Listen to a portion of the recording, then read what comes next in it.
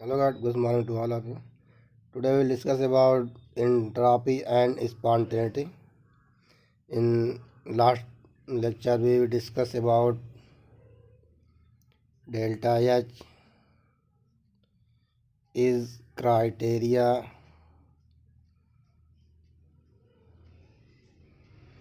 of spontaneity.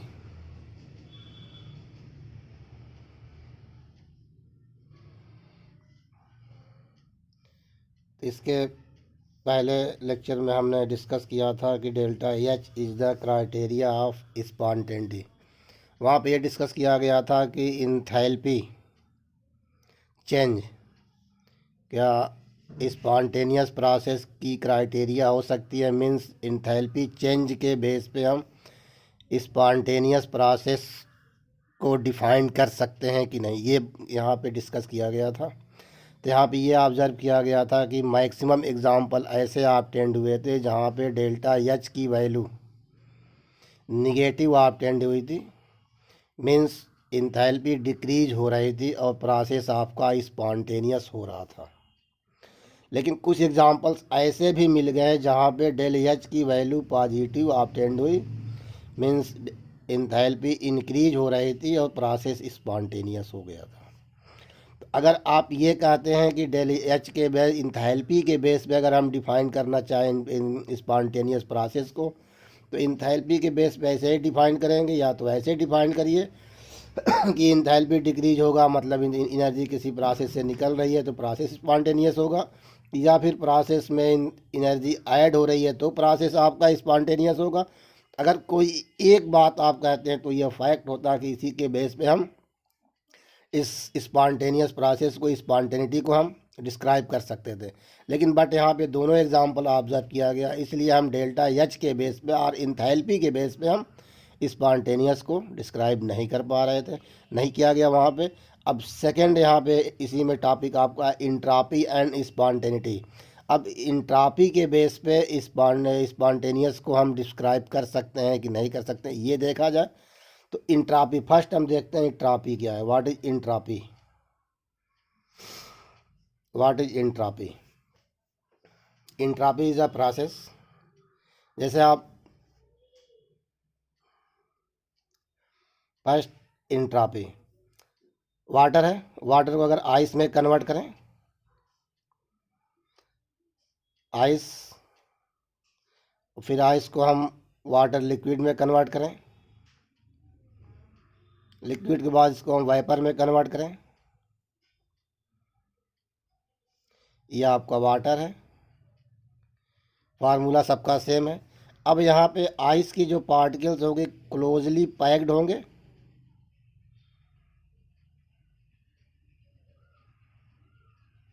Liquid में particles कैसे होंगे, थोड़ा सा डिसऑर्डर होंगे। ये लिक्विड के पार्टिकल्स हो जाएंगे। अगर यही वाइपर में हम ऑब्जर्व करेंगे तो ये मैक्सिमम डिसऑर्डर होंगे।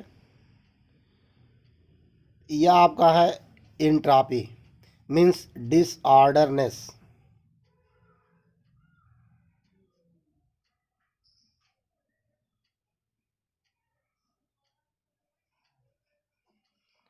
डिसऑर्डरनेस आपकी इंट्रॉपी है, मतलब इंट्रॉपी को आप डिसऑर्डरनेस कह सकते हैं। Entropy is a other thermodynamic function which define the spontaneity. First thermodynamic function यहाँ पे स्पॉन्टेनियस प्रोसेस को डिस्क्राइब करने के लिए यूज किया गया था इंथैल्पी। इंथैल्पी के बेस पे हम इंट्रॉपी को डिफाइन नहीं कर पाए, स्पॉन्टेनियस प्रोसेस को डिफाइन नहीं कर पाए, तो सेकेंड टर्म यूज किया गया है एंट्रॉपी। एंट्रॉपी के बेस पे हम स्पॉन्टेनियस प्रोसेस को डिफाइन करेंगे। तो अब एंट्रॉपी आपका डिसऑर्डरनेस है। अब यहाँ से आइस को कन्वर्ट किया गया लिक्विड में, तो आइस के जो पार्टिकल्स हैं वो क्लोजली पैक्ड हैं, ऑर्डर में हैं। वाइपर में कन्वर्ट, लिक्विड में कन्वर्ट किया गया, थोड़ा सा यहाँ पे मॉलिक्यूल्स की ऑर्डर जो है वो डिसऑर्डर हुआ और यहाँ पे ये चेंज हुआ और ये आपका डिसऑर्डर। इसको अब जब गैस में कन्वर्ट कर रहे हैं तो इसका ऑर्डर और चेंज हो रहा है और ये बिल्कुल आपका कंप्लीट चेंज डिसऑर्डर, बिल्कुल ये रैंडम फॉर्म में ये अब कन्वर्ट हो जा रहा है इसके मॉलिक्यूल्स। कोई यहाँ पे क्लोजली पैक सिचुएशन नहीं है, ये बिल्कुल रैंडम क्रिएट हो रहा है। यह आपका है डिसऑर्डर।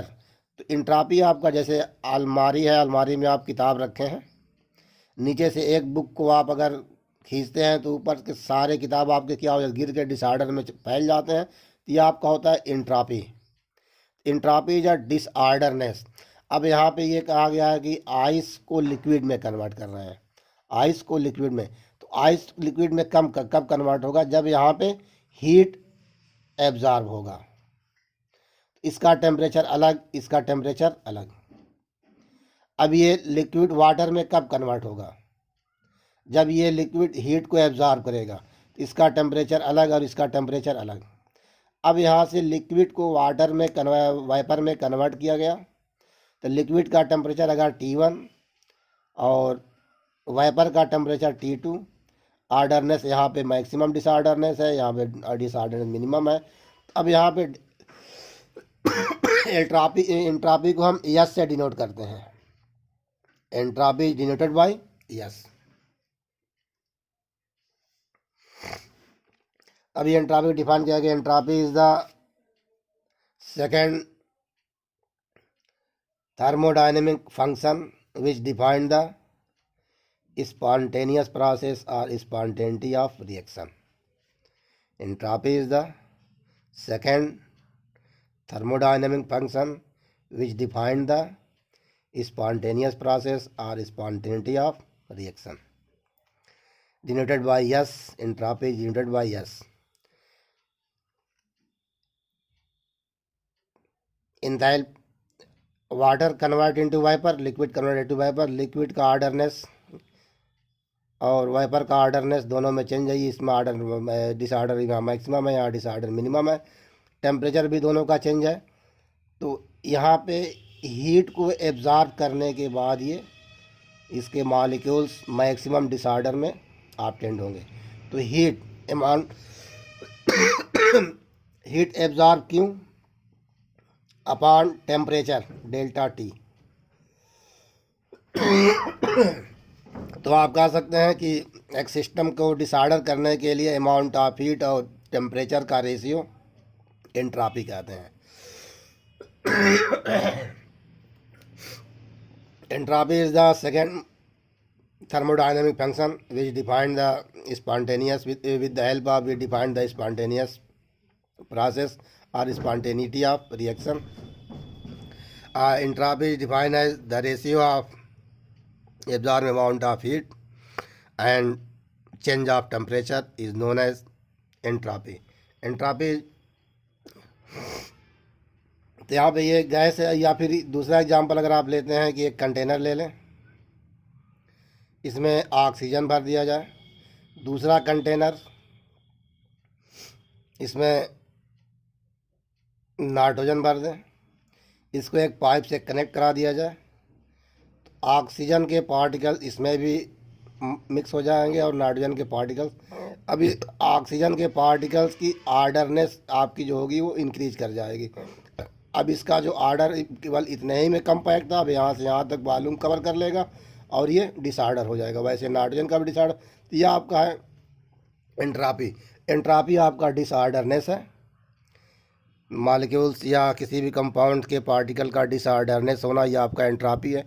जैसे सॉलिड, अभी कहा गया आइस आपका सॉलिड, लिक्विड, गैस। सबसे ज़्यादा डिसऑर्डरनेस किसका है, तो एंट्रॉपी जो होती है वो आपके सॉलिड में मिनिमम, एंट्रॉपी गैस में, लिक्विड में इससे मैक्सिमम, और एंट्रॉपी गैस की सबसे मैक्सिमम होती है। यह आपका है एंट्रॉपी। एंट्रॉपी आपका एक डिसऑर्डरनेस है। इस डिसऑर्डरनेस के बेस पे हम, अब ये कहा गया कि इस डिसऑर्डरनेस के बेस पे क्या हम स्पॉन्टेनियस प्रोसेस को डिस्क्राइब कर सकते हैं। तो इसके बेस पे स्पॉन्टेनियस प्रोसेस को डिस्क्राइब किया गया है। Temperature is the measure average cathodic motion particles of the system is known as entropy.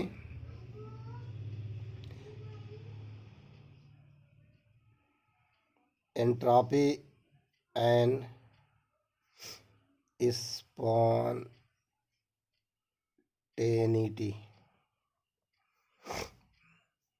Entropy and spontaneity. Entropy आप समझ गए कि एंट्रोपी क्या है, डिसऑर्डरनेस, एंड स्पॉन्टेनिटी क्या है,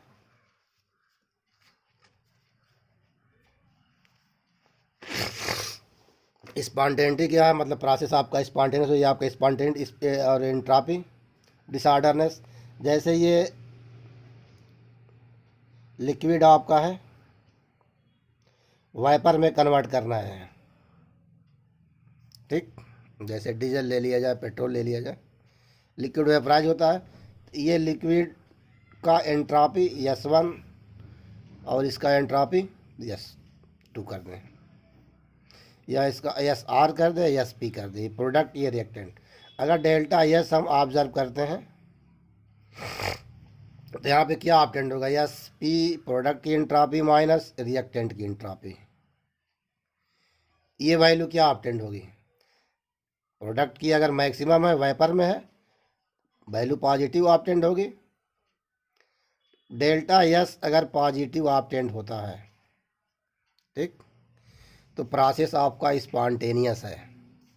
जैसे आप बर्न करते हैं, जैसे पेपर को आप बर्न करते हैं तो पार्टिकल्स क्या होंगे, डिसऑर्डर में हो जाएंगे, बिखर जाएगा। जब बिखर जाएगा तो वो प्रोसेस आपका स्पॉन्टेनियस है। तो स्पॉन्टेनिटी के बेस पे ये कहा गया है कि अगर किसी रिएक्शन में इंट्रोपी इंक्रीज हो रहा है तो वो रिएक्शन आपका स्पॉन्टेनियस होगा। तो यहाँ पे इंट्रोपी के बेस पे कहा गया है कि इंट्रोपी, यहाँ इंथैल्पी पे केस कहा गया था कि इंथैल्पी क्या, what is enthalpy is the criteria of spontaneous. तो यहाँ पहले तो कहा गया yes, decreasing enthalpy is the criteria of spontaneous, but at last after obtain some examples we do not say the criteria enthalpy is the criteria of spontaneous, because some examples in which enthalpy will be increased and process will be spontaneous, but in this case entropy will be increase, means किसी भी process में particles अगर disorderness होगा तो वो process आपका spontaneous होगा। जैसे लिक्विड आपका अगर वेपर में कन्वर्ट होगा तो ये प्रोसेस आपका स्पॉन्टेनियस होगा। सॉलिड आपका अगर लिक्विड में कन्वर्ट होगा तो सॉलिड में मॉलिक्यूल्स आपके कंपैक्ट है, अगर ये लिक्विड में कन्वर्ट हो रहा है मतलब ये इसके पार्टिकल डिसऑर्डर हो रहे हैं, ये प्रोसेस आपका स्पॉन्टेनियस होगा। मतलब अब वहाँ पे इंथैल्पी की बात नहीं कर रहे हैं, केवल स्पॉन्टेनियस डिसऑर्डरनेस की बात कर रहे हैं। तो अगर प्रोसेस आपका डेल्टा S पॉजिटिव ऑब्टेंड होता है तो यहाँ पे ये कहा गया है प्रोसेस विल बी स्पॉन्टेनियस। तो डेल्टा S पॉजिटिव होगा तो प्रोसेस आपका क्या होगा, स्पॉन्टेनियस। तब यहाँ पे स्पॉन्टेनियस के बेस पे प्रोसेस, इंट्रोपी के बेस पे प्रोसेस के स्पॉन्टेनिटी को हम डिस्क्राइब किए कि अब यहाँ ये कह सकते हैं कि इंट्रोपी आपका एक क्राइटेरिया है जिसके बेस पे हम स्पॉन्टेनिटी को डिस्क्राइब कर सकते हैं। तो यस आपका एक फैक्टर है जिसके बेस पे हम स्पॉन्टेनिटी को डिस्क्राइब कर सकते हैं। तो जब एस आपका एक फैक्टर है जिसके बेस पे स्पॉन्टेनिटी को डिस्क्राइब कर सकते हैं, तो सिस्टम की इंट्रोपी, जैसे कोई ये प्रोसेस आपका है, इस प्रोसेस को आप हीट करेंगे तो यहाँ सिस्टम की इंट्रोपी होगी, सराउंडिंग की भी इंट्रोपी कुछ ना कुछ चेंज होगी। यहाँ भी गैस के मॉलिक्यूल से या तो गैस इसमें से यहाँ पे जा सकता है या इसके गैस के मॉलिक्यूल इसमें आ सकते हैं, दोनों प्रोसेस आपका हो सकता है। तो जो इंट्रोपी आपकी चेंज होती है, टोटल इंट्रोपी चेंज जो आपकी होती है, entropy change of system, entropy change जो आपकी होती है total entropy change, delta S equal to delta S total equal to entropy change of system plus entropy change of surrounding, ये टोटल इंट्रोपी चेंज की डिफिनीशन है। तो del S अगर कहीं भी इंक्रीज कर रहा है तो वो प्रोसेस आपका स्पॉन्टेनियस होगा। लेकिन यहाँ पर भी कुछ एग्जांपल्स ऐसे पाए गए हैं जहाँ पे डेल S आपका पॉजिटिव ऑब्टेंड होता है बट वो स्पॉन्टेनियस नहीं है। तो जैसे वहाँ पे इंथैल्पी के बेस पे हम कंप्लीट स्पॉन्टेनिटी को डिस्क्राइब नहीं कर सकते हैं, वैसे यहाँ पर भी हम इंट्रोपी के बेस पे कंप्लीट स्पॉन्टेनिटी को डिस्क्राइब नहीं कर सकते हैं। मैक्सिमम हद तक यहाँ पे कहा गया है कि इंट्रोपी की वैल्यू अगर पॉजिटिव ऑब्टेंड होती है तो प्रोसेस आपका स्पॉन्टेनियस होगा। लेकिन यहाँ पर भी कुछ ऐसे एक्सेप्शन ऑब्टेंड हुए जहाँ पर प्रोसेस आपका स्पॉन्टेनियस नहीं हो रहा है। इसके बाद से नेक्स्ट क्राइटेरिया आपका दिया गया है,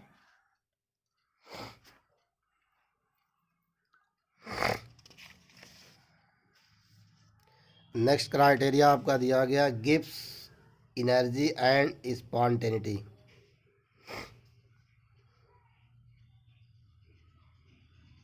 Gibbs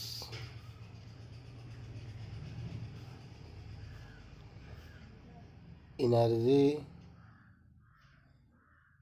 and spontaneity.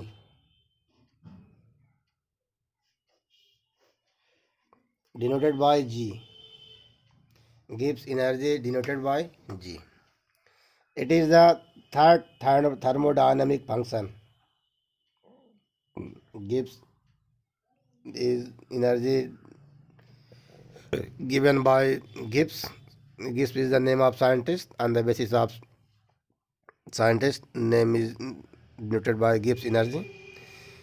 Gibbs energy is denoted by capital G. It is third thermodynamic function which define the spontaneity. First, we observe that what is Gibbs energy. We discuss enthalpy. Enthalpy is the sum of the energy of internal energy and pressure volume energy is known as enthalpy. पहले इसके lecture हमने study किया था, last lecture में study किया गया था कि एंथैल्पी जो आपका है इंटरनल एनर्जी और प्रेशर वॉल्यूम एनर्जी का सम है। Just like this, Gibbs energy is the energy difference between enthalpy and temperature entropy is called Gibbs energy. Just like enthalpy, enthalpy is the sum of the energy of internal energy and pressure volume energy.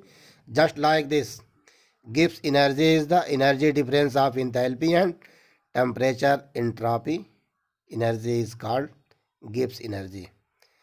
On the basis of Gibbs energy, we can determine the spontaneity or spontaneous of process or process spontaneous or auto complete process.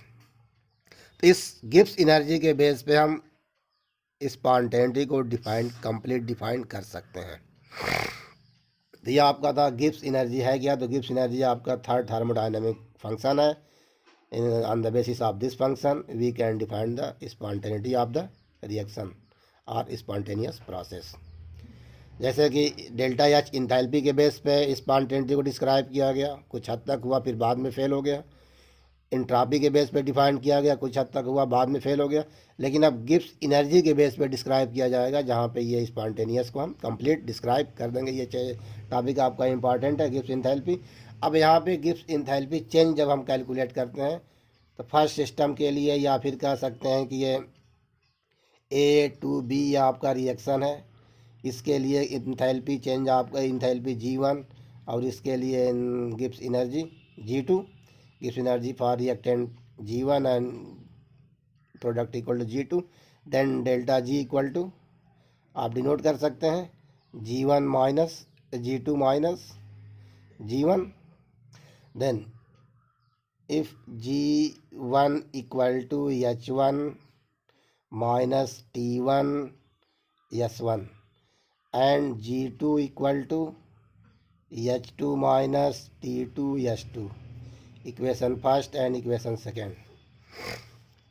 equation second minus equation first, then G2 minus G1 equal to H2 minus H1 minus यहाँ पे T2 S2 minus T1 S1।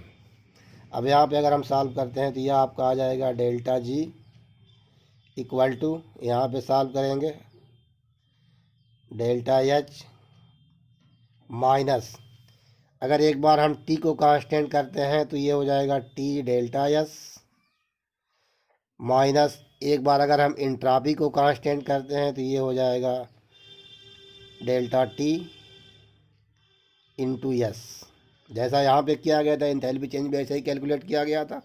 अब दोनों T1 T2 और S1 S2 है, तो एक बार एक को कांस्टेंट करें, एक बार दूसरे को कांस्टेंट करें, तो यह आपका इक्वेशन ऑब्टेंड होगा। If temperature is constant or if temperature is constant, then delta T will be 0. Then we say that delta Z equal to delta H minus T delta S minus delta T 0 into S. This value will be 0. Then we say that delta G equal to delta H minus T delta S. This is the equation of relation between Gibbs energy and enthalpy and entropy change.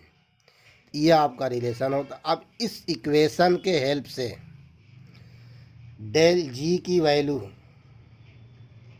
Negative obtained होती है, वो process आपका spontaneous होगा।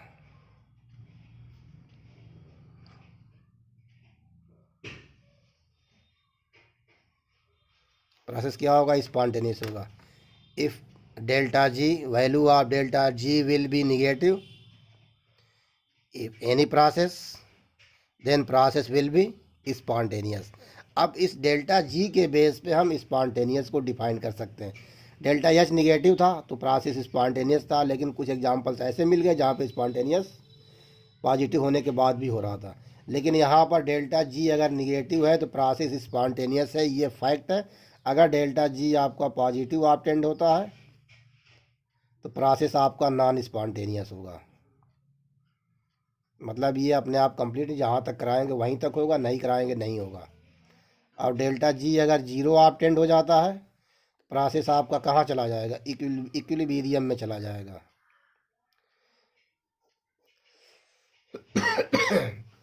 तो process अगर delta G will be zero है तो process आपका इक्विलिब्रियम, मतलब रिएक्शन आपका बोथ साइड कंप्लीट होगा और दोनों की गिब्स एनर्जी आपकी सेम होगी। प्रोसेस आपका अगर प्रोसेस में डेल्टा जी की वैल्यू निगेटिव है तो प्रोसेस स्पॉन्टेनियस वन डायरेक्शन में कंप्लीट होगा। प्रोसेस अगर डेल्टा जी पॉजिटिव है तो प्रोसेस आपका है नॉन स्पॉन्टेनियस, ये बैक डायरेक्शन में कंप्लीट होगा। ठीक, ये प्रोसेस आपका बैक डायरेक्शन में जाएगा। और डेल्टा जी पॉजिटिव है तो, अगर डेल्टा जी आपका निगेटिव है तो स्पॉन्टेनियस राइट डायरेक्शन में कंप्लीट होगा।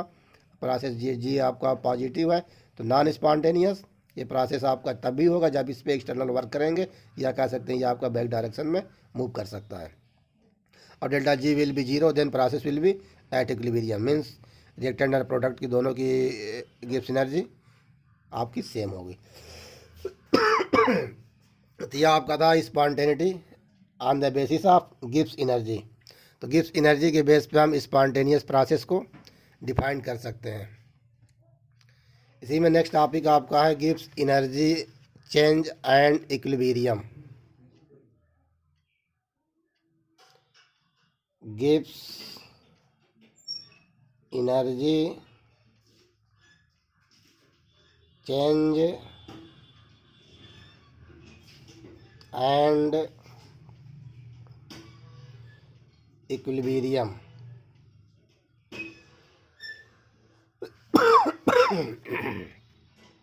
गिब्स एनर्जी चेंज, पहले इक्विलिब्रियम देख लेते हैं। इक्विलिब्रियम कांस्टेंट क्या होता है? जैसे ये आपका रिएक्शन है A plus B equal to C plus D, तो यहाँ पे इक्विलिब्रियम कांस्टेंट होता है के इक्वल टू, यहाँ पे मेजर किया जाता है concentration of product upon concentration of reactant. इसे हम इक्विलिब्रियम कांस्टेंट कहते हैं। इसको नेक्स्ट चैप्टर में स्टडी किया जाएगा। तो बस यहाँ पर देख इक्विलिब्रियम है क्या। तो किसी इक्विलिब्रियम प्रोसेस के लिए गिब्स एनर्जी और इसमें क्या रिलेशन है इसको देख लेते हैं। तो बस यहाँ पर रिलेशन है, कोई इसमें टॉपिक आप रिमूव किया गया, लेकिन यहाँ पे इक्वेशन आपका इंपॉर्टेंट है, बताया जा रहा है। तो यहाँ पे delta G Gibbs energy change और इक्विलिब्रियम कांस्टेंट के में क्या रिलेशन होता है? ये रिलेशन आपका होता है -2.303 n आर टी log के, ये आपका जी डेल्टा जी और इक्विलिब्रियम कांस्टेंट में रिलेशन होता है। तो Gibbs energy change and equilibrium, तो गिब्स एनर्जी चेंज इक्विलिब्रियम में क्या रिलेशन, ये रिलेशन होता है। अगर रिलेशन डेल जी की वैल्यू आपकी 0 आती है, के की वैल्यू आपकी सेम होगी, इक्वल होगी। तो यहाँ पे डेल जी इक्विलिब्रियम के लिए डेल जी की वैल्यू क्या होती है, अगर इक्विलिब्रियम कंडीशन है तो डेल्टा जी की वैल्यू अभी पीछे क्या कहा गया, 0 होगा। अगर 0 नहीं है, इक्विलिब्रियम कंडीशन में नहीं है, तो यहाँ पे के की वैल्यू कुछ ना कुछ आपकी ऑब्टेंट होगी। तो ये इक्विलिब्रियम कांस्टेंट के और डेल्टा जी में ये रिलेशन होता है। ये रिलेशन आप नोट करिएगा, इस पे पीछे एक्सरसाइज में क्वेश्चन पुटअप किया जाएगा, उसको सॉल्व करेंगे। अब इसके बाद से इसी में दिया है कि डेल्टा एच के बेस पे या डेल्टा एच के बेस पे हम कैसे ये डिफाइन करेंगे कि प्रोसेस आपका स्पॉन्टेनियस है कि नहीं। अभी जैसे कहा गया है कि एच आपका डेल्टा एच पॉजिटिव है तो भी प्रोसेस स्पॉन्टेनियस हो सकता है, नॉन स्पॉन्टेनियस भी हो सकता है। यस आपका पॉजिटिव है, प्रोसेस स्पॉन्टेनियस हो सकता है, नॉन भी हो सकता है। अब ये कैसे कब क्या होगा इसको देखते हैं। पहले देखते हैं डेल्टा एच, टॉपिक आपका इम्पोर्टेंट, इसको ध्यान दीजिएगा। डेल्टा एच और डेल्टा एस, ठीक, delta H and delta S.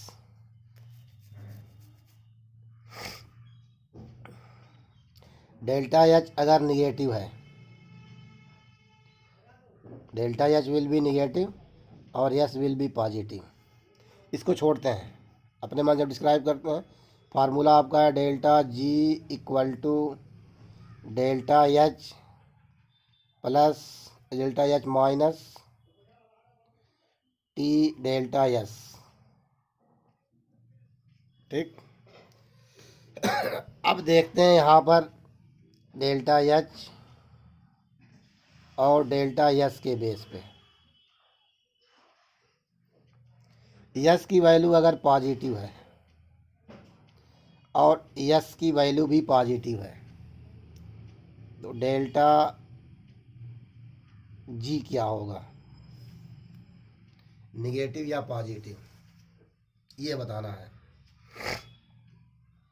ध्यान दीजिएगा यहाँ पे, इससे क्वेश्चन हर साल कंपटीशन में आता है, एग्ज़ाम में आता है, किसी ना किसी फॉर्म में इससे क्वेश्चन आपको आता रहेगा हमेशा। डेल्टा एच और डेल्टा एस दोनों पॉजिटिव हैं तो इस फार्मूला के हेल्प से हम डिस्कस करेंगे और बताएंगे कि डेल जी की वैल्यू पॉजिटिव होगा कि निगेटिव होगा। ये भी पॉजिटिव है, ये भी, ये वैल्यू पॉजिटिव है, इस साइन से कोई मतलब नहीं है, ये वैल्यू आपका पॉजिटिव है, ठीक। तो प्रोसेस में डेल्टा मतलब स्पॉन्टेनियस होगा कि नहीं होगा, बस यही बताना है। स्पॉन्टेनियस होगा कि नहीं होगा, इसके लिए आप ये पास क्राइटेरिया है, डेल्टा जी की वैल्यू अगर निगेटिव आती है तो स्पॉन्टेनियस है और डेल्टा जी की वैल्यू अगर पॉजिटिव आती है तो ये नॉन स्पॉन्टेनियस है, ठीक। अब यहाँ पे दो कंडीशन हो सकता है,